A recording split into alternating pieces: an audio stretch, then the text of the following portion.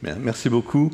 Je tiens en premier lieu également à remercier le professeur Hublin pour son invitation, à prendre part à ce colloque, et pour lequel j'ai proposé de reconsidérer d'une certaine façon les origines de l'étude des grottes ornées et de sa place dans l'archéologie préhistorique. Alors en fait, c'est à la charnière des 19e et 20e siècles que l'étude de l'art pariétal, on va appeler ça comme ça, s'affirme comme un domaine de recherche à part entière. Et on voit que le processus se déroule à la faveur de 3 vagues de découvertes et à un moment particulier de l'histoire de l'archéologie préhistorique, puisque celui-ci est marqué, et là j'emploie les termes proposés par Bruce Trigger, historien de l'archéologie. Donc c'est le moment qui est marqué par un basculement de ce qu'il appelle l'archéologie évolutionniste vers une archéologie qui s'appelle historico-culturelle. Et la reconnaissance de l'art pariétal, elle accompagne ce mouvement, elle y participe, mais je dirais au même titre que d'autres débats qui portent sur le paléolithique et parmi lesquels, notamment, on va retrouver la classification des industries ou la question des sépultures.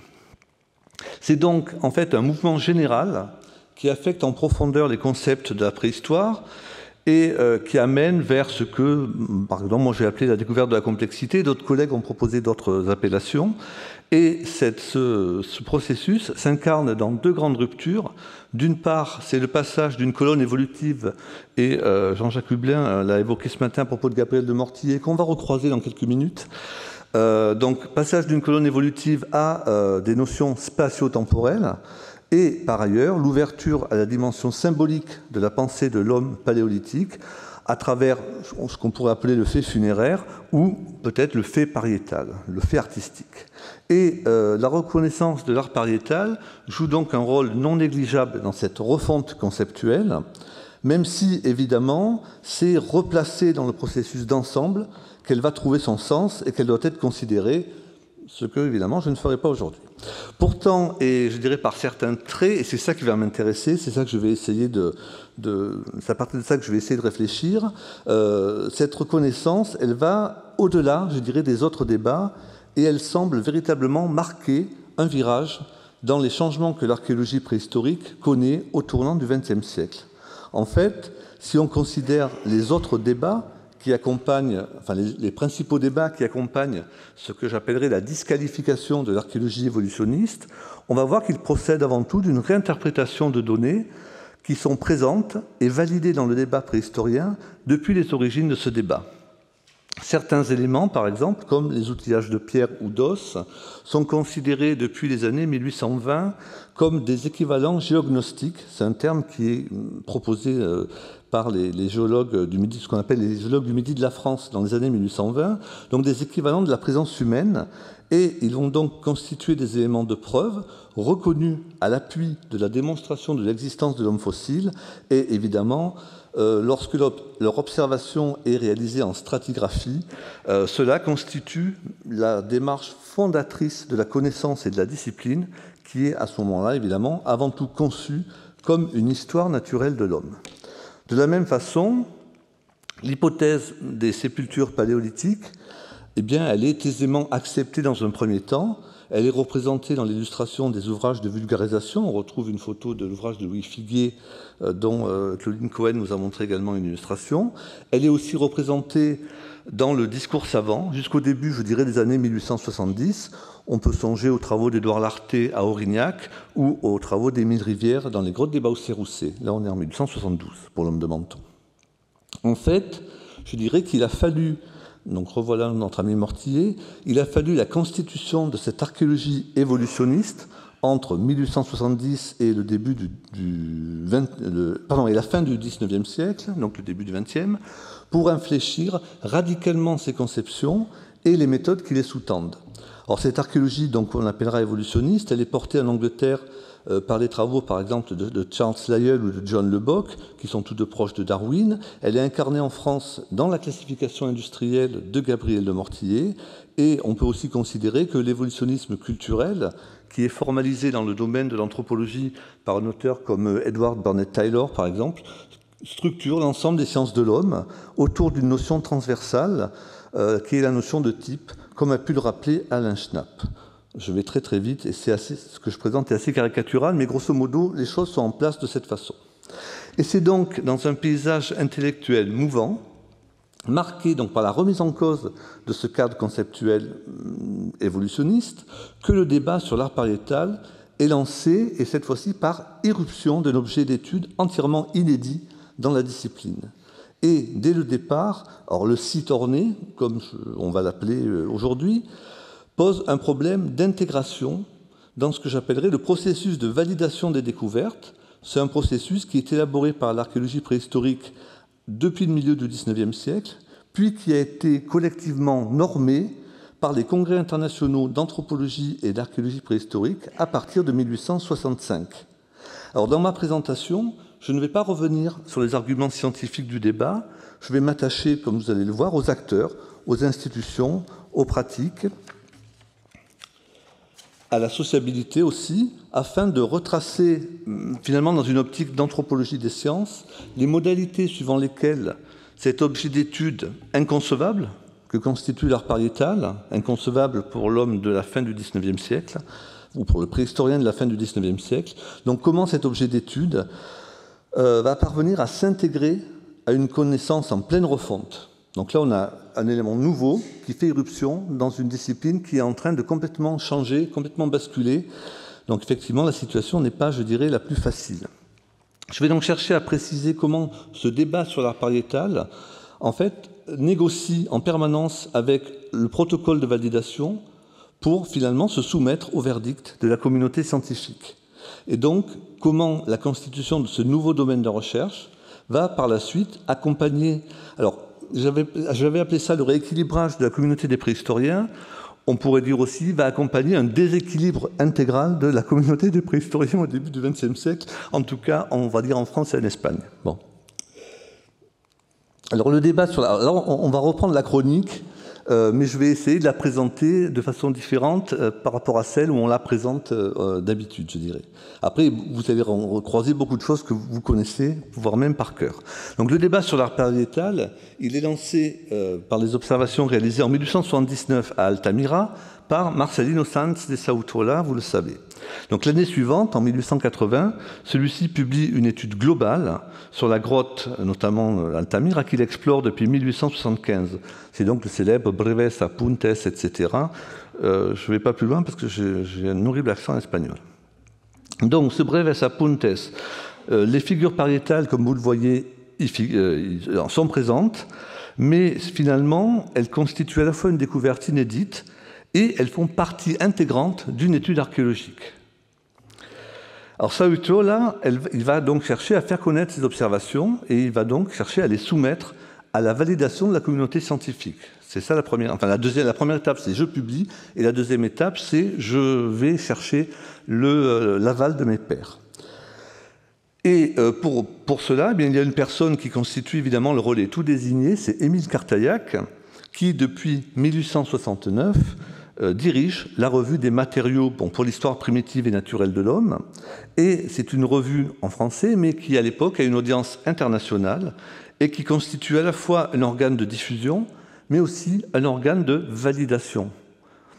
C'est un peu le nature et le science de l'époque. Bon. Vous passez dans les matériaux, c'est bon. Enfin, je caricature, mais c'est un peu ça, quoi. Donc Sautola, il envoie son mémoire à Cartaillac, accompagné, comme vous le voyez, par une gentille dédicace. Et en fait, on sait que cet envoi va se solder par, d'une part, la mise en place, donc la venue sur place de notre acteur qui est Édouard Harley, qui va aller à Altamira, et la publication en 1881 dans ces mêmes matériaux d'un article entièrement à charge qui va établir les preuves indubitables de la non-contemporanéité du matériel archéologique et des peintures pariétales. Parallèlement, autre acteur, je passe un peu rapidement, c'est Juan Vilanova y Piera. Lui, il est paléontologue au Muséum d'histoire naturelle de Madrid, et c'est lui qui va relayer les démarches de Sautola. Et pareil, il va choisir un médium qui n'est absolument pas innocent, qui est exactement celui vers lequel il faut se tourner, c'est le Congrès international d'anthropologie et d'archéologie préhistorique. Et cette fois-ci, c'est celui qui se réunit à Lisbonne en 1880. Et une fois de plus, la communication est accueillie avec hostilité, puisqu'elle ne sera même pas intégrée à la publication des actes. La seule trace que gardent les actes de la communication de Villanova y Pera, excusez-moi, c'est... Qu'est-ce que je fais? Voilà, ce sont les quelques lignes que vous avez à l'écran. Alors, là, donc, par ailleurs, l'offre de visite ne sera pas davantage honorée, et notamment Cartaillac ne se rendra jamais pendant le XIXe siècle à Altamira. Alors, il faut ici rappeler que l'examen in situ des sites comme des collections est véritablement solidement et anciennement implanté dans la pratique préhistorienne et profondément associé à l'établissement de la preuve. Alors, on peut penser à ce qui s'appelait à l'époque le voyage d'Abbeville, qui est pratiqué dans les années 1850 par les chercheurs français, les chercheurs anglais, et également à un autre type de pratique qui est les fouilles dites de vérification. On a vu quelques images dans la présentation d'Alain Benex. Mais ces fouilles de vérification, c'est un événement mondain, comme Alain nous l'a montré, mais c'est pas que ça. C'est vraiment également le moment où le Congrès va venir régler sur place une question. Et notamment les congrès internationaux. Et en fait, c'est vraiment un examen, c'est presque un lit de justice qui se déplace sur le terrain. Et ça nous montre bien que cette science du XIXe siècle, cette préhistoire du XIXe siècle, on a pu dire qu'elle fonctionnait non pas sur le modèle du laboratoire, mais vraiment sur le modèle du tribunal. D'ailleurs, les questions scientifiques, après la visite, sont mises aux voix. On vote pour dire si l'observation est bonne ou pas bonne. Et effectivement, le Congrès de Lisbonne, en 1880, a inscrit à son programme une question à régler par une fouille de vérification. Et il s'agit de la question de l'homme tertiaire, donc l'anthropopithèque. Et le programme inclut effectivement une grande fouille de vérification sur un gisement qui s'appelle Ota, qui est près de Lisbonne. Et c'est un gisement qui avait livré des silex, possiblement travaillés dans des niveaux Miocène et Pliocène. Donc on voit bien qu'en plus, à la base, le Congrès de Lisbonne était très très très loin de la question de l'art pariétal. Il y avait vraiment, en gros, il avait une question à régler, et c'était vraiment la question de l'homme tertiaire. Le gros du congrès, c'est ça. Bon, Villanova va ensuite présenter Altamira devant d'autres congrès, et notamment les congrès de l'AFAS, de l'Association française pour l'avancement des sciences, et on va voir que c'est l'AFAS qui va devenir le lieu récurrent d'examen de la question de l'art pariétal, et d'une certaine façon, ça va même se passer encore plus mal à l'AFAS que devant le CIAAP, puisque à Alger, en 1881, le congrès d'Alger, une lettre d'Émile Cartaillac qui va être lue en séance par Philippe Salmon, un élève de Gabriel de Mortillet, va carrément, enfin pas laisser penser, va carrément dire qu'il y a sans doute eu une fraude à Altamira et que les peintures du plafond, le fameux plafond au bison, ont été faites très très récemment. En fait, si on s'intéresse à la correspondance entre le courrier entre Mortillet et Cartaillac, on va voir que la conviction des deux est faite bien avant que Harlay rentre d'Altamira avec ses propres conclusions. À cette époque, les deux auteurs Mortillet et Cartaillac sont parfaitement en phase, et notamment sur la question de l'évolution humaine. Et dans cette conception-là, l'art pariétal n'a simplement pas de place, donc la question ne se pose pas en fait. Le débat n'a pas lieu. Deuxième vague de découverte, le milieu des années 1890. Et cette fois-ci, donc, le débat qui avait été évité avec Altamira va pouvoir se développer. Et il va emprunter, à peu de choses près, les mêmes lieux institutionnels, donc les congrès de la FAS, je vous l'ai dit, la revue d'anthropologie, qui, après 1890, d'une certaine façon, est l'héritière des matériaux, puisque les matériaux arrêtent de paraître en 89, et l'anthropologie intègre entre autres les matériaux, plus la revue d'ethnographie et la revue d'anthropologie. Puis les éléments concernant ces trois découvertes vont être publiés dans différentes revues, essentiellement régionales ou nationales, parce que ces années 1890, c'est le moment où le débat, en gros, va se concentrer sur ces trois découvertes du Sud-Ouest, Dordogne, Gironde, Haute-Garonne, et va devenir un débat, alors pas un débat national au sens de l'affaire Dreyfus, mais un débat scientifique national, en tout cas. Et si on prend l'ensemble de ces communications et publications, on voit bien comment petit à petit les inventeurs des différents sites vont tenter de concilier le caractère inédit de leurs observations avec le protocole de validation auquel doit se soumettre toute découverte préhistorique. En premier lieu, ils vont insister sur la mise en place d'un corpus cohérent, c'est-à-dire on n'a pas beaucoup de découvertes, mais elles sont toutes cohérentes et elles se répondent les unes les autres. Et en plus, ça évoque énormément Altamira. Et lors du congrès de la FAS de Saint-Étienne en 1897, Émile Rivière, donc le découvreur de la Moute, va ajouter une pièce au dossier. Ce sera la grotte Chabot dans le Gard, dont les gravures avaient été signalées en 1889 par Léopold Chiron. Donc, on va dire, il y a une nouvelle grotte qui rentre dans l'échantillon, qui rentre dans le corpus. Deuxième élément, cette préhistoire du XIXe siècle, donc, elle est fondée sur la constitution de collections. Ces collections, elles sont par définition mobiles, recomposables en fonction des besoins de la connaissance, et surtout, elles valent avant tout par leur caractère d'exemplarité. C'est-à-dire que la collection, elle est exemplaire et représentative de la préhistoire pratiquement mondiale. Dans ce contexte-là, la figure d'art pariétal, qui est à ce moment-là singulière, qui est également organiquement associée à son site, donc on ne peut pas emporter et faire voyager, mettre au musée ou vendre à des collègues ou échanger à des collègues lors de congrès, elle va demander des moyens adaptés à son étude et à sa diffusion. Et on va voir l'ensemble des chercheurs vraiment mettre en œuvre une grande diversité de techniques de relevé qu'ils vont mettre au point ou qu'ils vont adapter au milieu souterrain, qui est un milieu particulier. Ce sera le relevé à vue, le relevé avec calque, les estampages, des prises d'empreintes au plâtre, à l'argile, etc. Et bien sûr, la photographie, puisque celle-ci va être mise en œuvre à partir des années 1890, aussi bien par Léopold Chiron que François Dallot, que Émile Rivière. Et Dallot et Rivière, d'ailleurs, entretiennent une correspondance, entretiennent des échanges réguliers et se donnent des conseils sur comment réaliser une bonne photo, comment réaliser un bon estampage sans abîmer la paroi, etc. Donc l'ensemble de ces représentations, elle est évidemment diffusée via les publications, mais elle va également être diffusée en tant que support physique. Et par exemple, les moulages et estampages qui sont réalisés par Dallot à Pernon-Père vont prendre place dans les vitrines du musée de Bordeaux, mais également, plus intéressant pour nous, dans celle de l'exposition de l'école d'anthropologie, qui est organisée en 1900 dans le cadre de l'exposition universelle de Paris. Ça veut dire que l'art pariétal il va rejoindre les collections de préhistoire et qui sont régulièrement présentées lors des expositions universelles depuis 1867 en fait.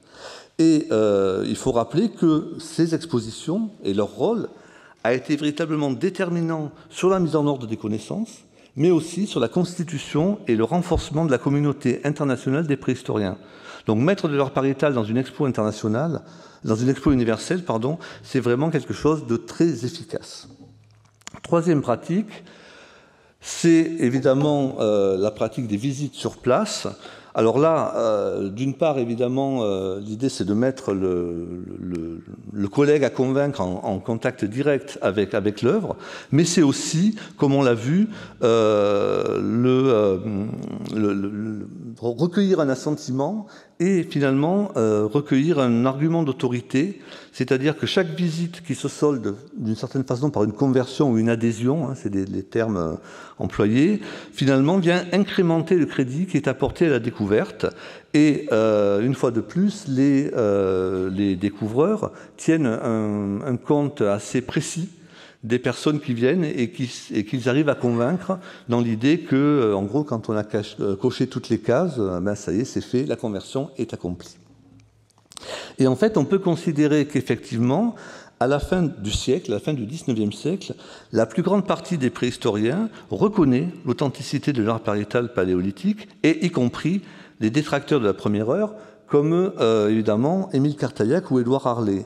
Et donc, quand notre troisième vague de découvertes arrive, on est en 1901, c'est les deux grottes des Aisy, les Combarets et les Fonds de Gomme, découvertes à quelques jours de distance.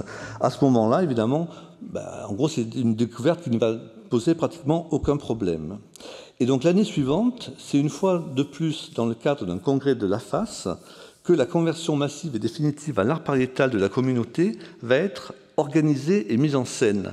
Parce que c'est bien, je pense, sous cet aspect, sous cet angle, qu'il faut envisager l'événement. C'est un événement qui va se dérouler en août 1902 entre Montauban et les Aisy, et dans lesquels deux personnes vont être particulièrement importantes. Évidemment, ces deux Émile, c'est Cartaillac et Rivière. Alors on va s'attarder un peu sur Émile Cartaillac. Évidemment, il est important puisqu'on l'a vu, c'est d'abord un des derniers survivants de la controverse des années 1880 avec Édouard Harlay. Harlay est toujours vivant. Et en plus, ça a été un personnage central dans le refus d'Altamira. Et c'est donc avec cette position qu'il va publier, plusieurs mois avant la tenue du congrès, un article qui est demeuré célèbre, c'est le fameux Mea culpa d'un sceptique, qui est publié dans l'Anthropologie. Donc une fois, on a de plus le même média. Et moi, je dirais que considéré uniquement d'un point de vue scientifique, bon, l'article est compréhensible, mais son existence est totalement aberrante. Qu'est-ce qui lui prend à Cartaillac de faire ce truc-là? Parce que si on se penche de près sur le parcours intellectuel de Cartaillac, ça c'est les résultats d'un point qu'on a fait et d'un article que j'ai rédigé avec Arnaud Hurel du Muséum national d'histoire naturelle, on va s'apercevoir que Cartaillac, en fait, se caractérise par une absence totale de dogmatisme.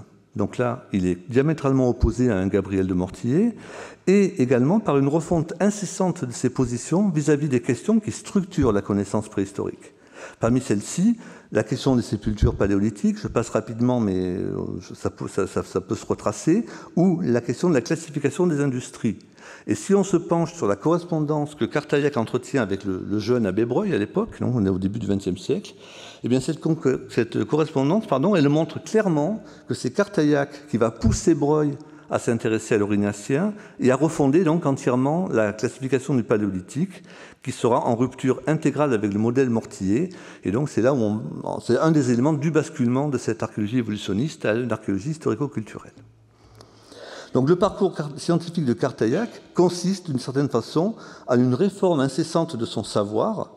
Il y a la recherche d'un équilibre idéal entre un cadre théorique qui permet de poser les hypothèses et un regard sans cesse en éveil pour réajuster ce cadre et poser les bases d'une nouvelle démarche. En gros, Cartaillac a passé son temps à faire du mea culpa pour pouvoir avancer et a vraiment, lui, avancé dans ses recherches et fait avancer la discipline préhistorique. En fait, cette publication du mea culpa, c'est avant tout, peut-être même uniquement, un acte stratégique. C'est-à-dire que Cartaillac comprend très bien qu'il ne peut pas rester à l'écart de ces nouvelles perspectives, parce qu'en plus, elles viennent d'ouvrir... elles ont une puissance de rupture absolument extraordinaire. La reconnaissance de l'art pariétal, ce n'est pas une avancée scientifique parmi d'autres. Elle n'a pas le même statut que l'établissement des sépultures néandertaliennes, qui sont des avancées scientifiques importantes, mais ça a un statut différent. Elle revêt un caractère symbolique particulier qu'il convient vraiment d'utiliser pour marquer l'entrée de l'archéologie préhistorique dans le XXe siècle. Alors, je ne dis pas que l'art pariétal fait entrer la préhistoire dans le XXe siècle. Ce que j'essaie d'expliquer, c'est que pour les préhistoriens et Cartaillac le premier, la découverte de l'art pariétal a un statut tel que c'est avec ça qu'on entre dans le XXe siècle et qu'on va pouvoir se projeter et avancer. Et donc la victoire doit être confortée par un acte fort, un engagement personnel à haute valeur morale, et ce sera, ou ça a été, le mea culpa d'un sceptique. Et certains auteurs continuent à se faire avoir par cette valeur du mea culpa. Deuxième personnage, qui est vraiment le personnage clé du congrès de Montauban, c'est Émile Rivière.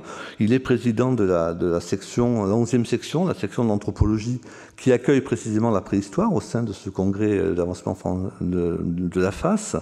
Et à ce titre, donc, il va participer activement à l'établissement du programme. Et on voit en fait que l'ensemble des grottes ornées françaises alors connues font l'objet d'une communication de la part de leurs découvreurs. Et on ajoute même une découverte toute récente, c'est la grotte de Bernifal, qui est découverte en 1902, peu avant le congrès de Montauban, donc peu avant le mois d'août, et qui fait l'objet d'une présentation, c'est presque une prise de date, c'est une présentation très rapide par Breuil, Capitan, Pironi.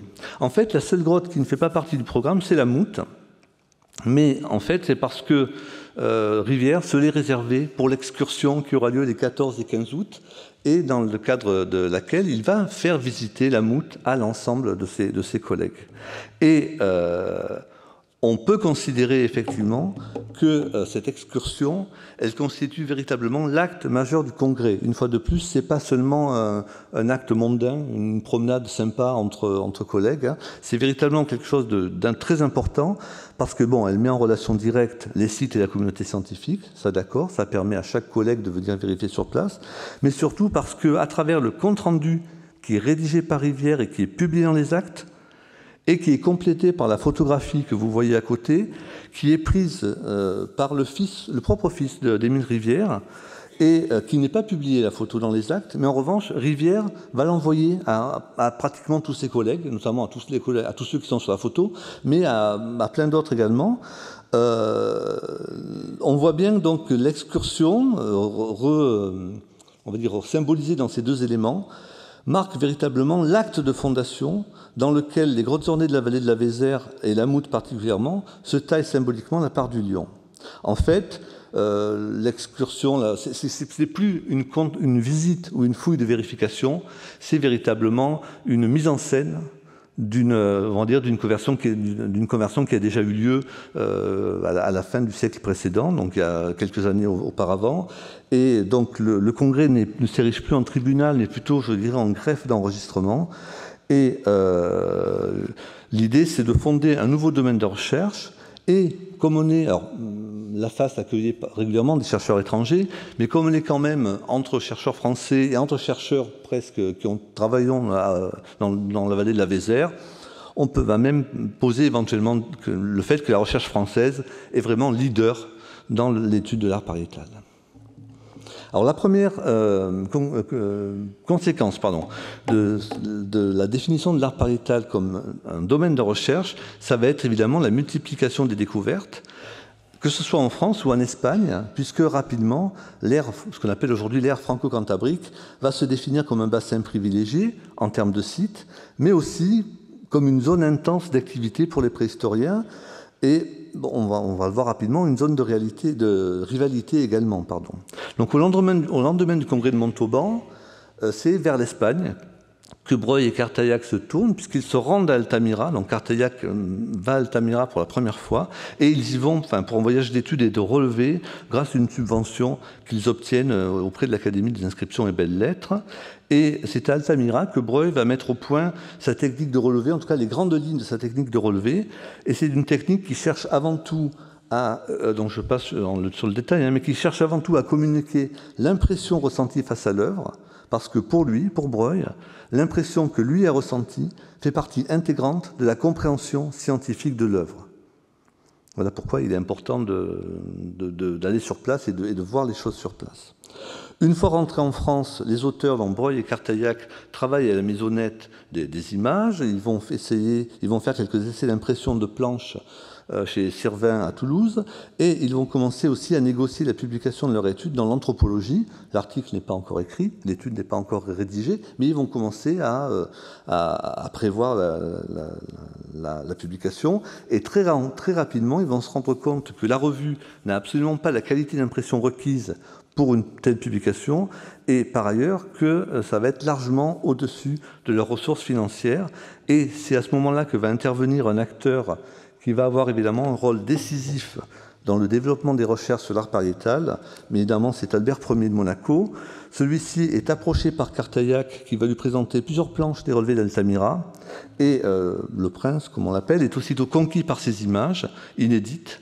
Il prend vraiment la mesure de leur potentiel scientifique et de l'apport que leur étude pourra constituer pour la connaissance de la préhistoire, parce que c'est en plus un domaine dans lequel il est investi depuis le début des années 1880. Alors, l'œuvre préhistorique d'Albert Ier n'a absolument rien à voir avec son œuvre océanographique. Elle est, pour ainsi dire, infime, mais vue depuis le préhistorien, elle est, pour nous, elle est capitale, on va dire. Donc, Albert Ier va très rapidement définir un programme qui dépasse largement la seule publication de l'Altamira, puisque ce qu'il voudra, c'est un projet complet de recherche et de publication qu'il s'engage à financer entièrement. Et donc, celui-ci fait l'objet d'un projet de convention qui est soumis à Breuil et Cartaillac fin 1904 et qui prévoit, comme on le voit, la publication de 7 volumes et intégrer différents auteurs, en plus de Cartaillac et Breuil. En fait, Les réalisations vont être légèrement différentes du projet initial, mais ce qui s'appellera le trust des cavernes, et donc le terme est employé dans la correspondance notamment entre Broglie et Cartaillac, avec absolument aucune connotation ironique, hein. C'est le trust des cavernes, c'est comme ça que ça s'appelle. Donc ce trust des cavernes va développer effectivement une très importante activité, au point qu'il va finalement définir une norme de recherche et de publication dans le domaine de l'étude de l'art pariétal. Il va donc être conduit à imposer une interprétation de l'art paléolithique et une esthétique particulière, qui sera celle des relevés de Broglie, au point qu'on avait vu tout à l'heure les premiers essais, les premiers essais de photographie en milieu souterrain.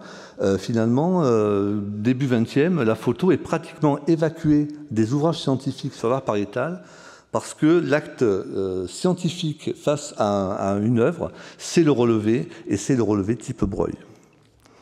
Donc l'activité débordante de Broglie, jointe aux moyens mis à disposition par Monaco, va effectivement assurer au trust une position quasi hégémonique dont vont pâtir un certain nombre de préhistoriens, et notamment Émile Rivière, qui ne saura pas faire fructifier ses efforts investis à la Moute en 1902.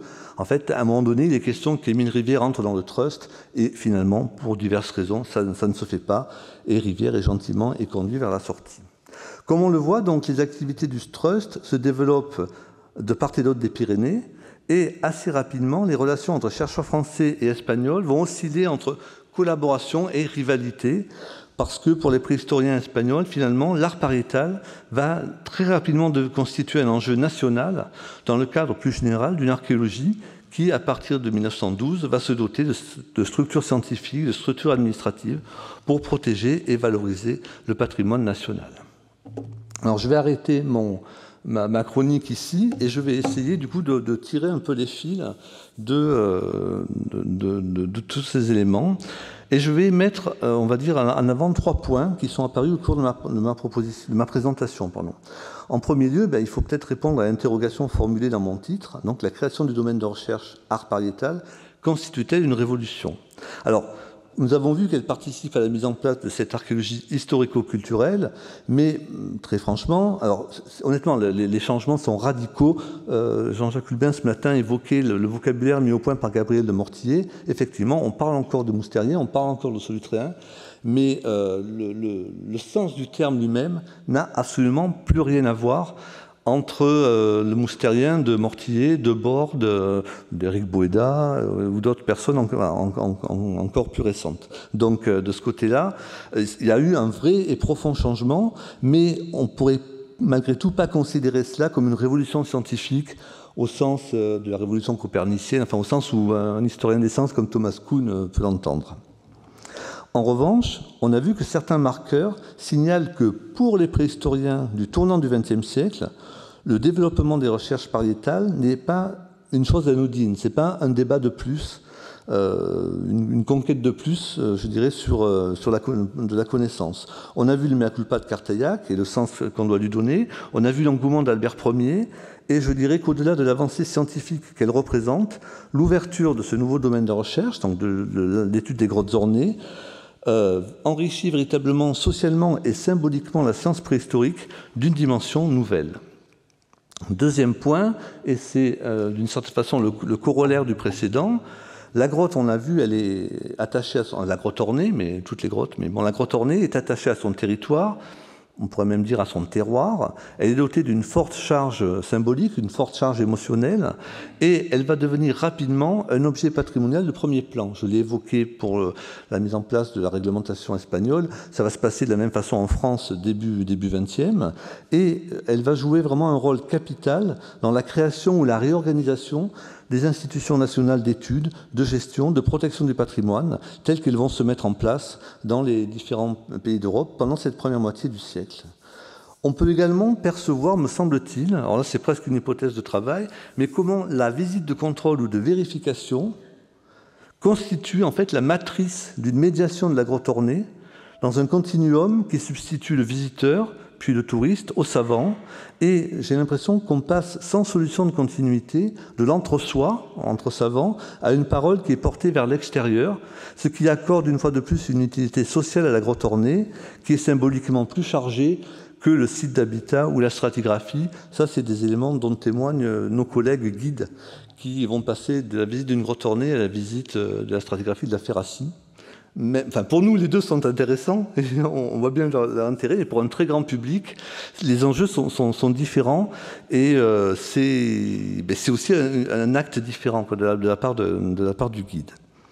Enfin, troisième point, j'aimerais revenir sur donc, le caractère éruptif de la figure pariétale. Alors c'est vrai que nous, on est presque saturés avec en plus l'ouverture des facsimilés, donc bon, il y a Lascaux, il y a eu Chauvet, bientôt Cosquer, le grand public finalement est saturé, ou s'il n'est pas saturé, on a un accès relativement facile à toutes ces images, avec en plus l'imagerie 3D, l'imagerie virtuelle, mais effectivement, il faut imaginer Sautiola ou Breuil et Cartaillac entrant pour la première fois dans Altamira en 1902, ça a quand même dû être quelque chose de très très particulier. Et donc on a vraiment ce caractère éruptif de la figure pariétale dans la connaissance. Alors évidemment, il est largement fabriqué par le regard du préhistorien du XIXe siècle, par son impossibilité à trouver place dans le cadre conceptuel de l'archéologie évolutionniste, mais j'ai aussi essayé de montrer dans quelle mesure son haut niveau d'étrangeté va se révéler également dans la difficulté à intégrer le processus de validation qui constitue une démarche scientifique, mais qui constitue aussi, je l'ai évoqué à plusieurs occasions, un régulateur social de l'exercice de la science. C'est-à-dire que, en tant que nous tous, que préhistoriens de la fin du XIXe siècle, on a une pratique particulière, on a des méthodes de validation, et c'est uniquement en empruntant ce fil-là qu'on va pouvoir se mettre tous d'accord. Enfin, c'est évident, on fait la même chose aujourd'hui, mais les procédés de validation du XIXe siècle, ils sont particuliers, et j'ai essayé de bien vous les exposer dans ma présentation. Et donc on peut dire qu'à ce titre, la pratique des chercheurs des années 1890 sont vraiment révélatrices parce qu'elles montrent bien comment le débat progresse en essayant de ramener la figure pariétale dans le système général, la procédure générale de validation de toute découverte préhistorique. Finalement, une question au cœur du débat, donc, et évidemment, l'art pariétal a-t-il une place dans la conception de l'homme paléolithique dans le contexte de l'archéologie évolutionniste? Mais la façon dont moi j'ai posé la question aujourd'hui, c'était l'art pariétal a-t-il une place dans la pratique du préhistorien avant 1902? Mais on peut aussi s'amuser et poser la question, hors de tout contexte, finalement, est-ce que l'étude de l'art pariétal, c'est de la préhistoire, quoi, en gros, voilà. Et alors évidemment, oui, voilà, pour moi la réponse est oui, pour beaucoup de gens dans la salle aussi, mais je pense qu'effectivement, si on réfléchit, si on s'amuse un peu à penser cette question impertinente, à défaut de non pertinente, comme un questionnement historique, elle va retrouver une pertinence parce que finalement, elle me semble pouvoir être appliquée avec profit à une histoire des recherches sur l'art pariétal tout au long du XXe siècle, où on a un certain nombre de tensions entre les préhistoriens, les historiens de l'art, d'autres domaines, etc. Et de façon plus internaliste ou réflexive, elle doit sans doute pouvoir nous aider aussi à prendre la mesure des enjeux de l'archéologie des grottes ornées, qui est, on va dire, telle qu'on la pratique aujourd'hui, et qui est ce qu'est devenu aujourd'hui l'étude de l'art pariétal. Voilà, je vous remercie.